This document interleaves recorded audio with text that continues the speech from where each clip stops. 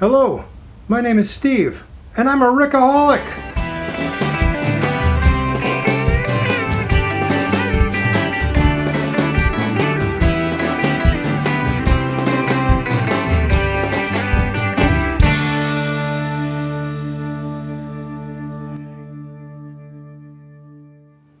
Hello, Rick and Cats and Rick and Kittens. It's Steve, the Rickaholic. Yeah, it's been a while, but I'm back. We're going to do things let's be honest, we're going to do things a lot differently, starting with this episode. For one, let's be honest, the other 4 episodes, the audio and video were both kind of lousy.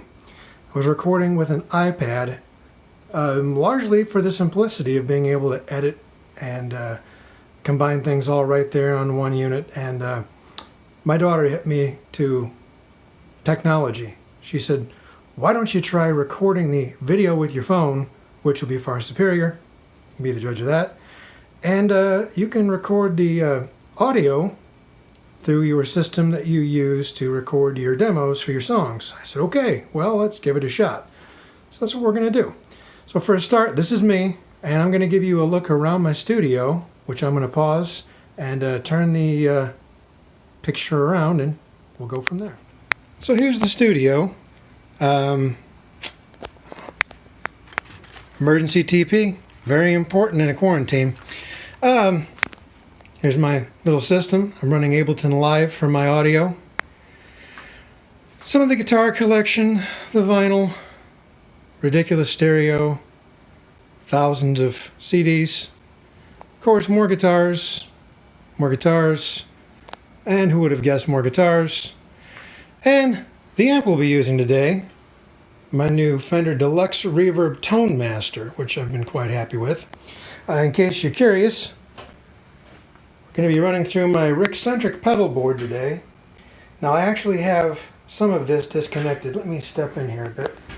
What we have is an AB box, so I don't have to make a lot of clicking and awful noises when I'm switching between guitars. A Korg pitch black tuner, a Jangle Box JB3, which we won't actually be using because I like to have my demos be the pure and natural sound of the guitars. So for that matter, there also won't be any reverb on the amp. And I've disconnected both my Goss Tape Echo and my Vibraclone from the system. All you're going to be hearing is the amp and eventually these 2 TC Electronic Mojo overdrives. One is set with everything basically all the way up except the gain, which is all the way down. I use that just for a push, what I could call my smithereen sound. The second one has quite a bit of gain, and I use that for my lead tone. So that's what we've got. Now, I'm going to move you over here. Come along with me, won't you? We're all professional here. Let's see if we can get us into frame. This is my finger. Hello, finger. There we are. Hopefully, this will give us a nice shot. Doesn't cut my head off, because I'm not in the mood to be decapitated, if I'm being painfully honest. So here I am, a vision in white. What people have asked for, among other things, is a comparison video in which we look at the 3 major types of pickups that Rickenbacker has used in its guitars through the years. Now there have been a couple of other types that have been used very sporadically that we're not going to go into. For instance, the all plastic units that were in the 430 series, the full-size humbuckers that were in some of the 483s. There have been a few others, but we're going to look at the classic vintage toaster, the high gain pickup, and the Rickenbacker HB1 humbucker, which a lot of people wonder about, but few people ever get to hear because they're just not that common. Now, I wanted to be able to compare things in an apples to apples way as much as possible.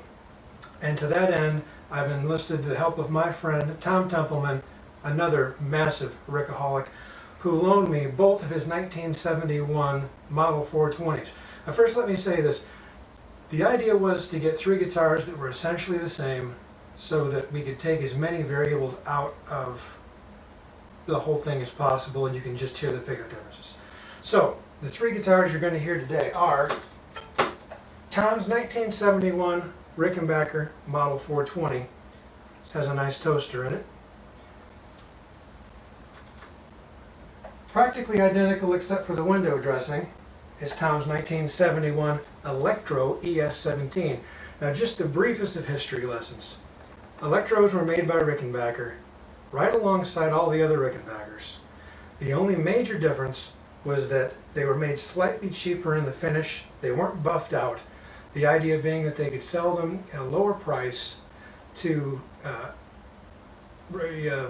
teaching studios and guitar shops that had their own teaching departments. They could sell them a relatively inexpensive but high quality guitar as a set with a small amplifier, and they'd sell it for one price and have its own case. The cases for these look different than the Rickenbacker cases. They were really neat, but essentially they were just Rickenbacker guitars. In the case of this one, it would be just like the last. It would have been basically a Model 420.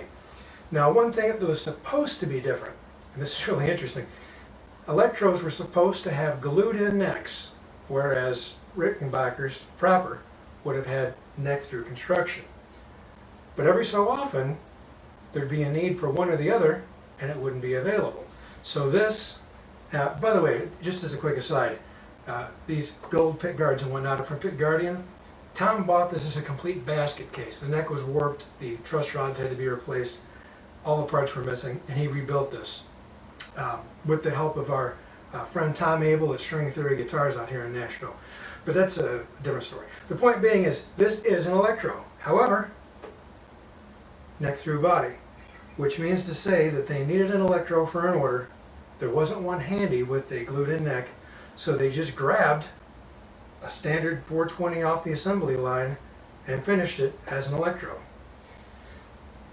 Now, ironically enough, Tom's actual 420 from 1971 was just the opposite and had a glued-in neck. Shouldn't even be possible. But Tom has spoken to John Hall, FC's passed. John Hall, CEO of Rickenbacker himself, who remembers this exact thing happening back in the 70s, not with much regularity, but it did happen. So anyway, enough of all that. We have a 420 with a toaster. We have an ES17 with an HP1 humbucker. And the closest thing I could come to something with a modern high gain, this 2016 Model 620, which we'll only be listening to in the bridge position so we can get as close of a comparison as possible. This is the guitar I bought specifically for this episode, and it'll be for sale after this episode. So, we shall start at the beginning, chronologically speaking, with the toaster. Let's plug this guy in. Mute. Okay, so hopefully the volume on this is good. Now, you'll note these had a toggle switch which had a capacitor attached. It basically just added a bunch, well, it didn't add any bass. It subtracted all the treble. In the center position, it's essentially wide open. Okay, so here was our tone.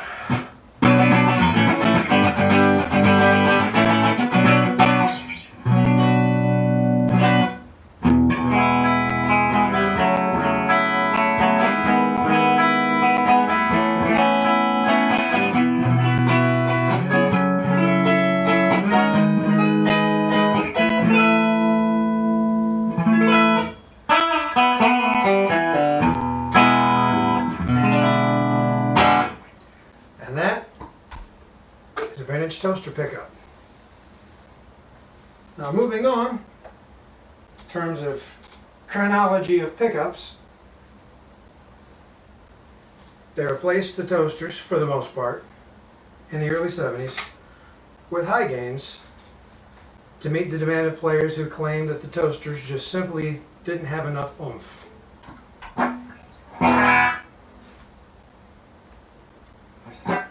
use the sound of the toasters. Sorry, high gains.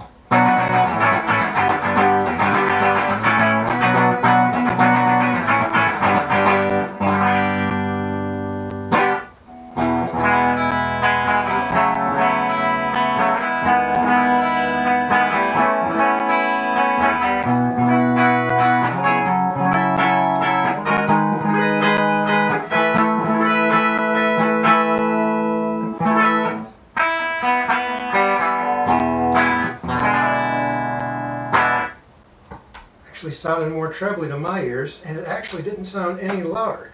And I do have this pickup adjusted quite high. So you'll have to be the judge, and we'll find out in post how things really sounded. It's hard to tell in the room. Finally, we're on to HB1, Rickenbacker's humbucker that fits in the same footprint as the other pickups.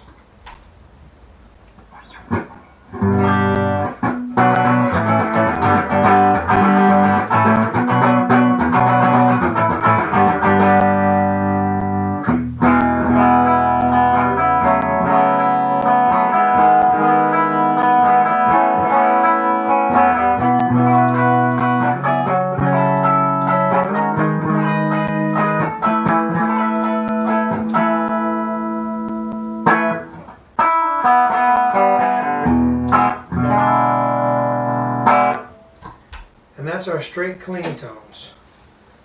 I can honestly say I enjoy the sound of all three, but they're definitely different. Now, onward to a bit of push, a bit of gain, a bit of drive. We're going to turn on Mojo Mojo number 1. Here we are with the toaster.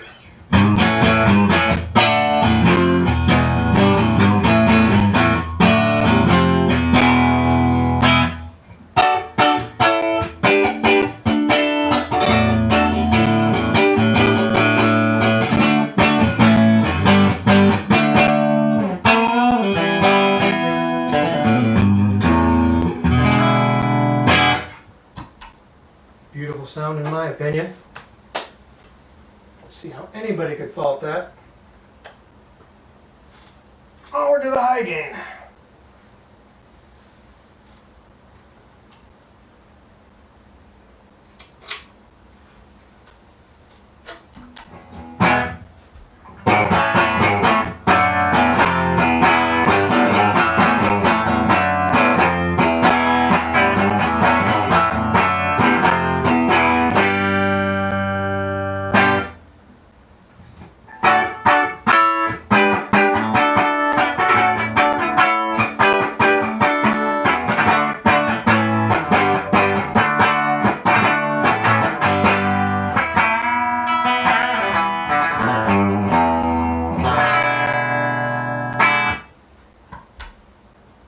Anything that sounds twangier to my ears. I'll let you be the judge. Over to the HB1.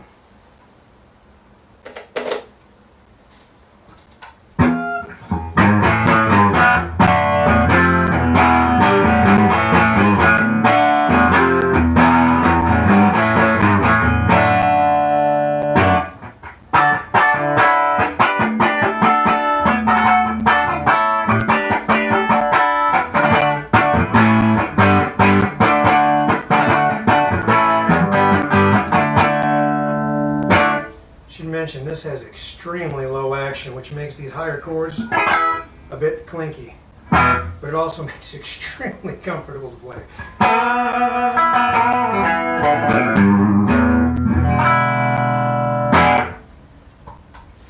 there we go for that. Now, onward to a high gain lead tone, which isn't what most folks use the Rickenbackers for. I'm not most folks, and you may not be either. So let's kick off Mojo number 1, kick on Mojo number 2.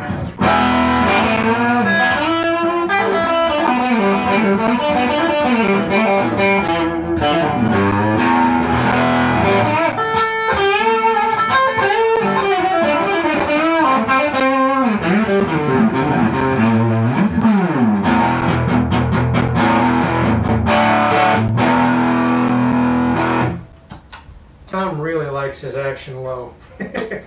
It's almost difficult for me to play. I'm more of a medium action kind of guy, ham-fisted. Oh. But I think this should be giving you some idea. Hopefully the sound is coming out well. When I'm done with this test, I'll show you what it is that we're doing here audibly on the other end. Let's see, now what was I, oh yeah, a little noodling here.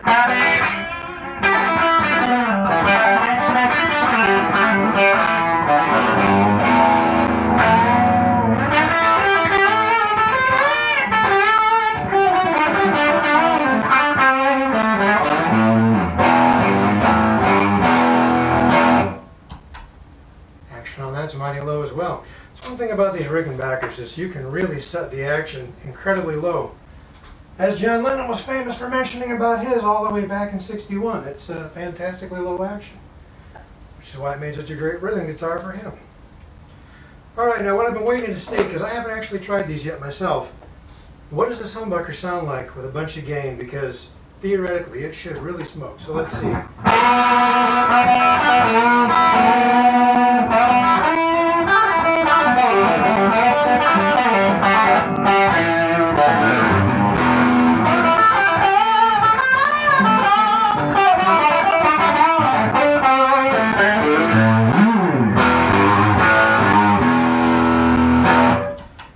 I dare say with higher action of the type that I like, this would make a fantastic lead guitar.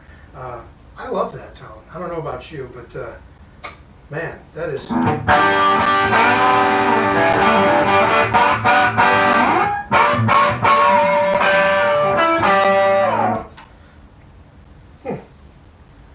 So what did you think? Hopefully you'll tell us down in the comments. Curious to hear everyone's opinions and what you like, what you didn't like, ways you think I could have done this better. Let me know how things looked and how things sounded, since I'm trying really hard here. I should mention I'm using a condenser mic overhead for primarily my voice. I have a Shure SM57 close mic'd on the Deluxe Reverb. Both of them are running into my Akai EIE interface, as I like to call it, the EIE-IO, and into a pretty basic Dell computer that's a few years old, running Ableton Live. Couldn't be much simpler. Unlike the editing process that I'm going to have to face here, trying to get all this audio and all this video synced together. And I'm going to go ahead and leave all these flubs in, my ers and ums and ams and every other little stutter, because if I don't, I'll actually have to edit the audio and the video separately and then sync each piece. Forget about it. It's not going to happen. Plus, there's a storm coming. I'm going to work with what I've got. Hopefully it'll be good enough. Hopefully it'll be leaps and bounds better than the last few episodes were. And more than anything, hopefully you enjoyed all this. So, stay healthy. Keep them washed. Keep it covered. That could mean a lot of things, all of which are a good idea. Keep on keeping on, and keep jangling.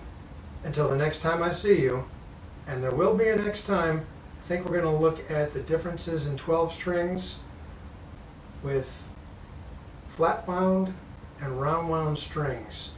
Because as I found out firsthand, it's a profound difference, especially once you get some good compression on board, which I've got theoretically the best on the floor compression there is. Just keep that under your head. Any other ideas you have for future episodes, let me know, comparisons. Anything you want to tell me about, leave it in the comments. Subscribe. We're up to nearly 100 subscribers, which is pretty sweet. We're over 500 views per episode, which I can't really complain about. But subscribe, hit the bell, go over to Facebook and search Rickenbacker Anonymous. We've got our own page. There's not a ton of us there yet, but there's more and more of us all the time. We like to post interesting photos of unlikely people with Rickenbackers, whether they're players or not, doesn't matter. Just Rickenbacker sightings. It's fun. And whatever Rickenbacker related memes you might have, anything you like. It's your page, it's my page, it's our page, it's fun. This is all supposed to be fun. And this is a time when we really need to have a bit of fun. As far as I'm concerned, I've talked enough. This is Steve the Rickaholic. Chime on.